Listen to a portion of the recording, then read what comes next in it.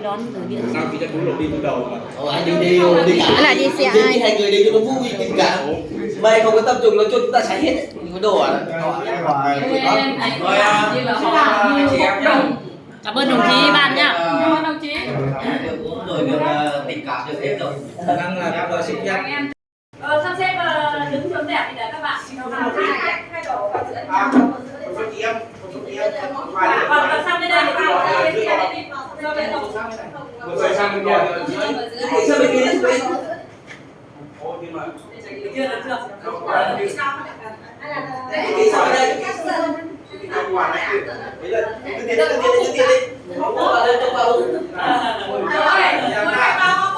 Từ từ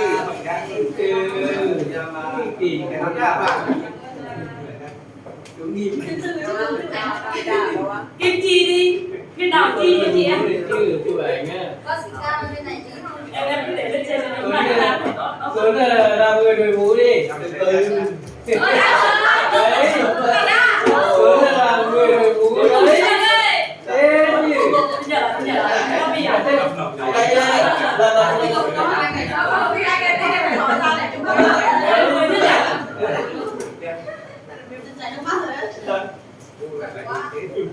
chúng ta chưa bao giờ có tay đâu.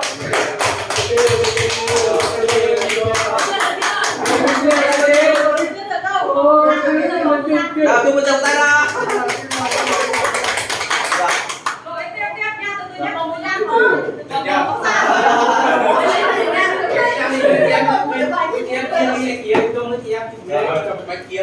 Đây cho các bạn thêm hoa đây này. Tới đây. Đây các bạn sẽ tiếp Chặt, lên đi nào. Sẽ lại. Chụp đi không ơi? Em làm ăn bên để em chụp này.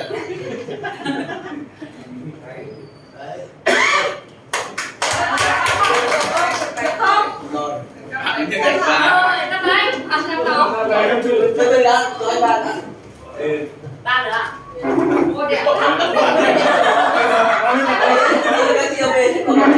quà riêng. Quả các bạn. Quả thì phải đâu bạn? Rồi, chụp lại được không? Đẹp không? Tí nữa chụp lại. Em chụp xấu lắm. Gửi chưa? Đây.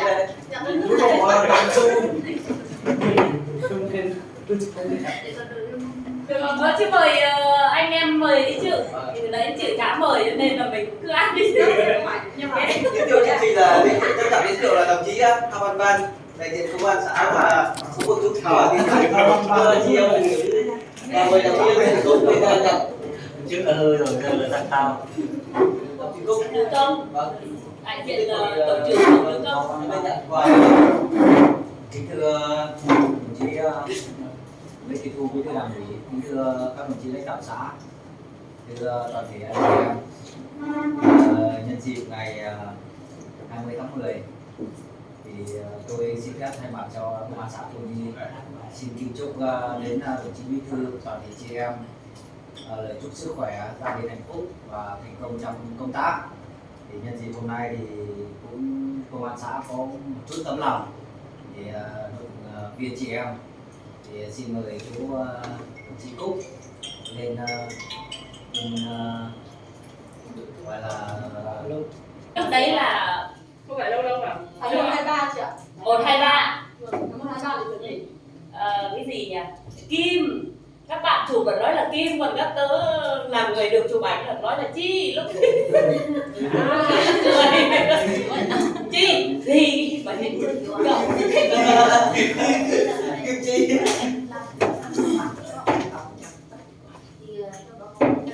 Cùng với xe nó không nghe được, có chi bút mà nghe nữa.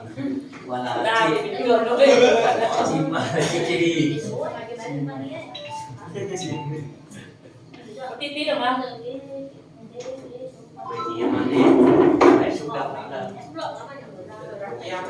Xin trân trọng kính mời các chị em của chúng ta lên các flag và là một lần nữa. Ôi, ảnh đẹp đưa lên đi à? Ấn nhiều cả. Lên. Chụp. Chị em lên tuổi này. Lên cả đi. Lên cả đi. Em lên được. Lên tuổi này thì còn tôi còn cắt Đội mũ vào đẹp đội mũ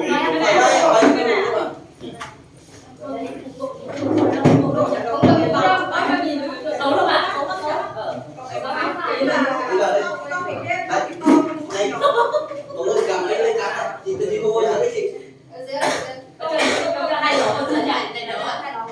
Làm sao thôi đi. Để chân vào cái nến đấy. Chân vào cái nến đấy. Nến đó, chân vào cái nến lên. Ôi trời ơi. Đi Chân đi. vào lên. Đúng rồi. Cắt sáng vào đây về đây. Cứ như vậy. Cầm anh cắt đi. Thôi thôi đấy chứ. Chạy ra đó phải lấy củi. Đấy các chị em cứ cái gì thì cứ thế nào. Tính thì cứ theo một chào cái gì. Cứ không đi xuống thôi ạ. Em gợi chọn. Thôi thôi tập trung thổi cái đi.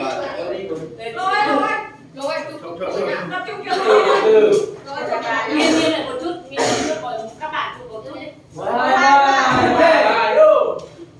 Ôi, thành công Ai cũng không ai vào cái này chứ. đây đi sao đi các bạn ơi. Người ta cắt đi.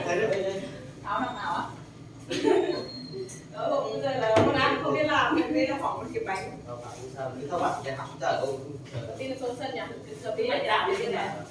Để ý nhà cái bánh còn tiền.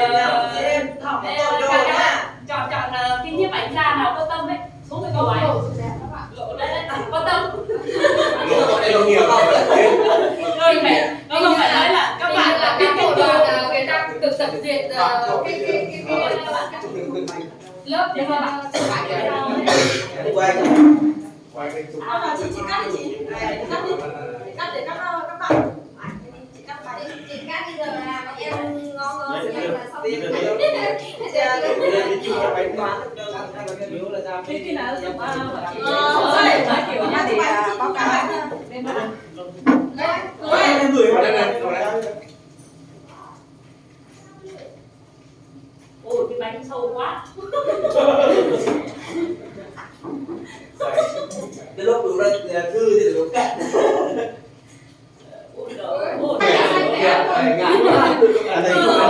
Mưa rồi ạ. Ăn nho này. Xin chào nha. Tên là Dệ Hành á.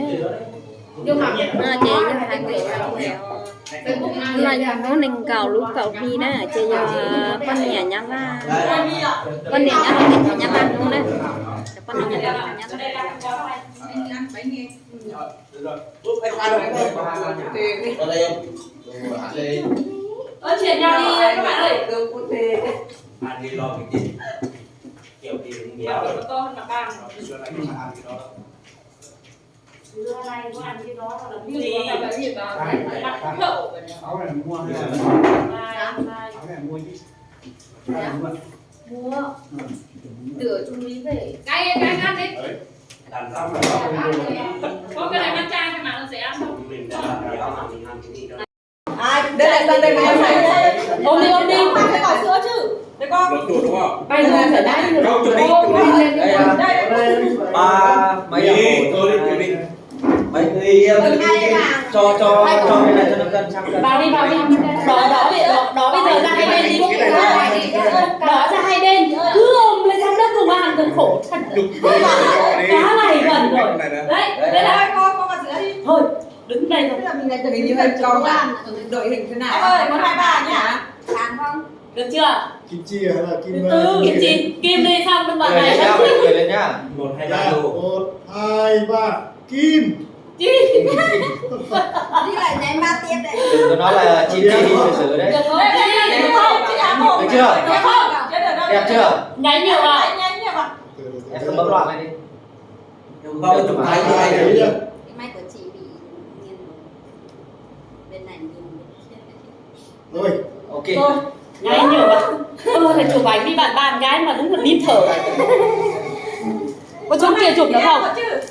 con sẽ có số xanh chùm nào không? Có hai số bên. tiền ta xuống Cứng à. Áo dài. Áo dài chứ nào nhỉ?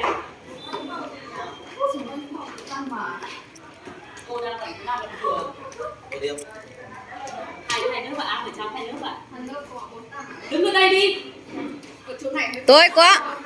Tối. Ừ, tối.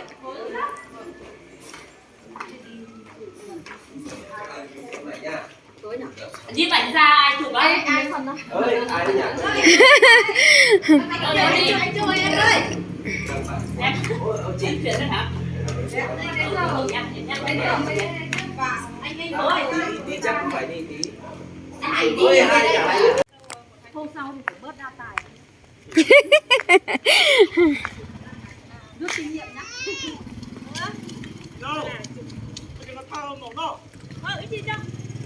thế là có cần chụp được không không thì anh về trường nhá Thôi cứ về đi. Đi ra các chị từ. Các chị từ ơi anh đi về trường đang đưa cái máy tính cho Cả- về trường các chị tự sướng tí.